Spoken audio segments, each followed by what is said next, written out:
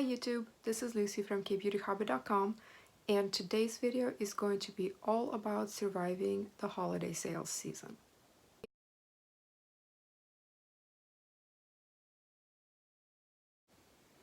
I typically start my videos with a disclaimer about how I'm not a dermatologist and not a cosmetologist, and you should take my advice when it comes to skincare with a grain of salt.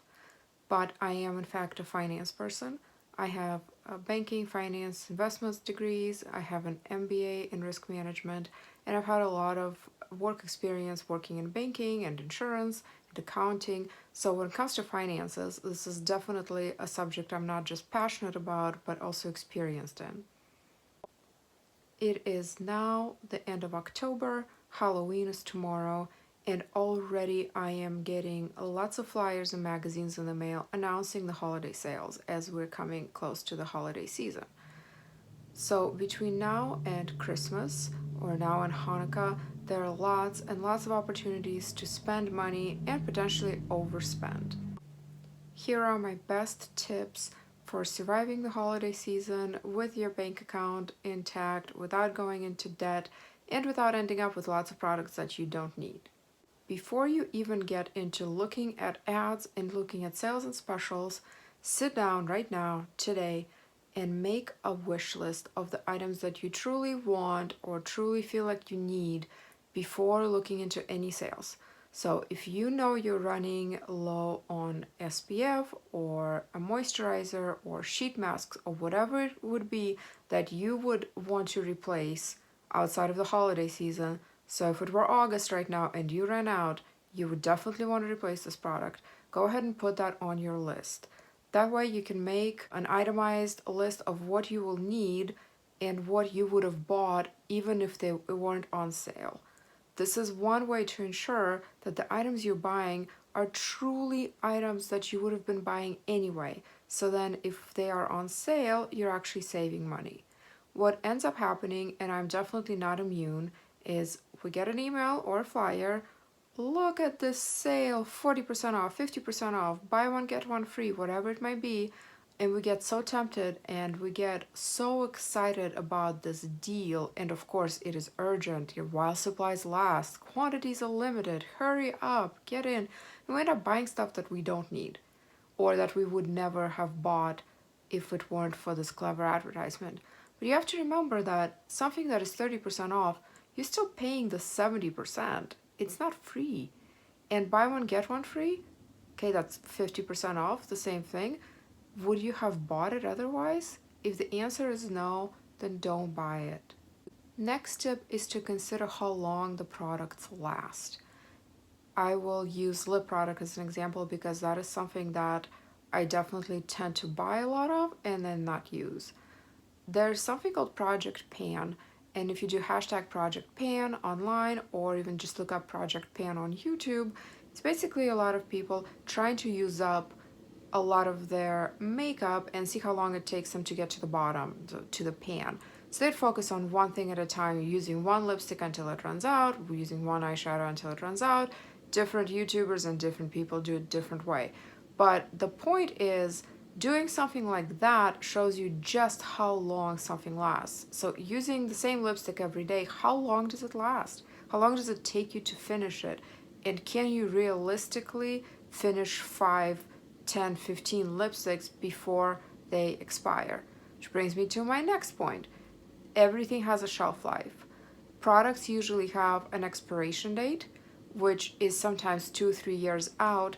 That expiration date is only valid for things that have not been opened. So a sealed bottle may say it expires in the year 2022, 2023. And then they also have a little icon usually on the back that looks like a little tub with an open lid, and it would say 12M in there or 6M, and that stands for the shelf life of a product once it's been open. So 6 months or 12 months. So something that expires 3 years from now while sealed might only be good for 6 months once opened. And so do you need 6 toners or 8 toners or 10 lipsticks? Can you use them up in the 6, 12 months, whatever it might be? And you might say, well, but if I don't open it, that's okay. Sure, But do you really think that you'd be this excited about a product that's been sitting in your fridge or sitting in your cabinet for a year or 2 years before you would open it? Don't you think that between now and 2 years from now, when you finally get to opening this product, something more exciting might come along? There will be other sales. A very good sanity check and a check on wants versus needs is to go through your stores, your bathroom shelves, your cabinets, and see what you already own. Especially if you're somebody like me who's very passionate and very interested in skincare and a little bit of makeup, things tend to accumulate and get purchased and then sometimes put away and forgotten about. So I always get excited about sheet masks. If I go to TJ Maxx and I see a fantastic deal on sheet masks, I'm going to probably buy them. And online, of course, same thing. There's so many sales and special deals, and I just want to buy everything. And then I go and I look in my fridge. Let me show you an example. This, all of that, is what I was able to pull out of my fridge and carry over here into this room in one trip. So all of this, I don't even know how many masks this is, but this is a lot, and it's kind of heavy. This isn't all that I have. I have a few boxes in there with masks that have 5 to 10 masks each. Do I need all of this? I stopped buying sheet masks a few months ago, and I feel like I haven't even made a dent in these, and I use them all the time. I sheet mask almost daily if I can get away with it. So this right here is kind of a sanity check, that I do not need any more sheet masks right now, and it doesn't matter how good of a deal it is. Another way, if you're a mathematical person, you can look at something like this and say, okay, I use 2 sheet masks a week. How many do I have? Divide that by 2. How many weeks of masks do I have? And it can be sobering. I even went as far as make a list of all the items that I still need to review for my blog, KBeautyHobbit.com. Some of them I own still and use, and some of them I've already used up but still haven't done a review. And I have over 60 items that I have to review or should review. Of course, I understand that everybody's a blogger and not everybody has such stores of things, but it's just a good way. Just go look, go see what you have. If you are somebody who shouldn't be buying anything this holiday season, if it's not in your budget, if you're trying to get out of debt, or it's just not in the cards for you right now, then one of the strategies I would do is to go ahead and unsubscribe from emails from different stores.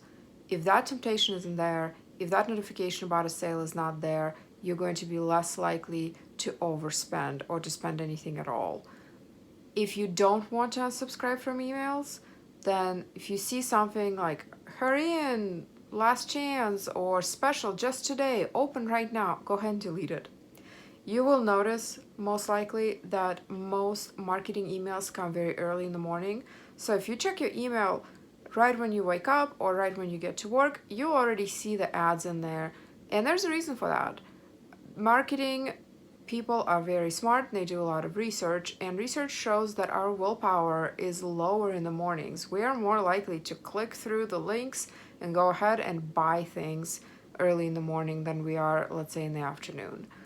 It is a well-oiled machine that tries to sell you as much as possible. So of course these people are very smart and educated, and they know consumer behavior.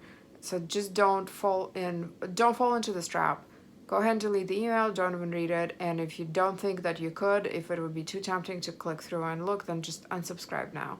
In addition to making a wish list of the items that are relevant to me right now that I would be buying regardless of sales, such as SPF, which I'm running low on right now, I also make a list of things that I get once a year, specifically on the Black Friday or Cyber Monday sale. One example would be an Erin Condren planner. I get one every year. This video isn't sponsored by them, I just like them. I do have a referral link for, I think it's $10 off, that I will put in the description box for this video. So if you're interested, you can go ahead and follow that. But that's one example that I could think of. The planners always go on sale on Black Friday, and so I plan on buying it anyway. Even if they weren't on sale, I'd still get it. So I just wait until Black Friday and get it on sale. And then this year, another item that I want are some Christmas stockings, We have a new baby and we didn't have any stockings in general, and this year my husband would like some, so we're going to get 4 probably personalized Christmas stockings, and that is something that is on my list for Black Friday, Cyber Monday sales. That helps me stay focused so that I know that I don't even need to be browsing any other sales or any other items. These are the 2 things that I want, and so that is what I'm going to focus on, finding the best deal on. Another tip is to focus on the best sales. Do some research, see what websites and what stores offered what kind of deals in the past years. A lot of them will have very similar things happening year over year. Sometimes there would be an advertisement for pre-Black Friday sale or Black Friday early, and it would start in early November. But then you come to find out that deals get better and better as you get closer to Black Friday, and then there might be a Small Business Saturday sale and the Cyber Monday sale. One example is the Wish Trend sale, and I really like that one. I bought a lot of stuff on it last year, and some of it I'm still using even today. I will put a code or a link in the description box for that. But they had a fantastic Black Friday sale last year and a Cyber Monday one. But their website had some technical difficulties and was a little bit slow, so they ended up extending it. But that was a good deal, so that's something that I'm going to be definitely saving my money for this year. And again, I'm going to actually make a list of products that I'm interested in now, so that come Black Friday, I am ready to just get the ones I need, and I'm not tempted to buy things that I wouldn't otherwise buy just because they're on sale. Set a total budget for your holiday spending when it comes to both gifts and items that you might want to buy for yourself. It is quite tempting when you're shopping for other people to go ahead and just add something a little bit extra for you, add a little bit here and there to the cart, maybe something to get free shipping or to get the next level of a bonus. But all of those little purchases can add up to a nice big sum of money that could be maybe spent on something a little bit better or more satisfying than skincare and makeup. There are lots of things that you might want or wish you had and feel like you can't afford, but if you really look at your spending and really look at where you're spending all the dollars and cents, you might be surprised at just how many opportunities for saving you've missed. And all of those little impulse purchases really can add up sometimes to something that could have been as nice as a vacation or a new phone, a bigger item that would really be very useful. But instead of buying that one big important thing, you spent all the money on little impulse purchases that end up being unused or expiring or not bringing you much of a satisfaction at all.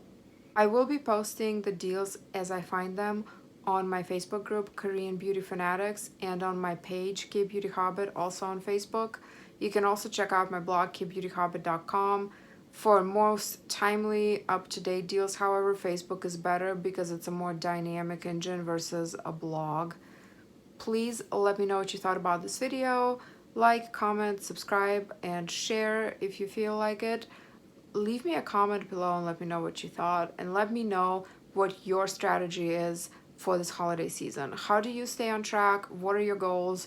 Do you just spend and buy things as you see fit, or do you have a concrete plan? I do a little bit of both. I do find that some spontaneous buying sometimes can be really fun, and occasionally that's how I find my best little products. Sometimes the accidental buys are the ones that really end up being great, but I do try to stay reasonable with the total spending amount. Thank you for watching. I hope you have a wonderful week. Hope you're staying warm. It is snowing today where I live, and it just boggles my mind how we had 2 weeks of fall and now it feels and looks like winter out there. I will see you next Saturday. Until then, I hope you're having a wonderful time, and please remember to always listen to your skin.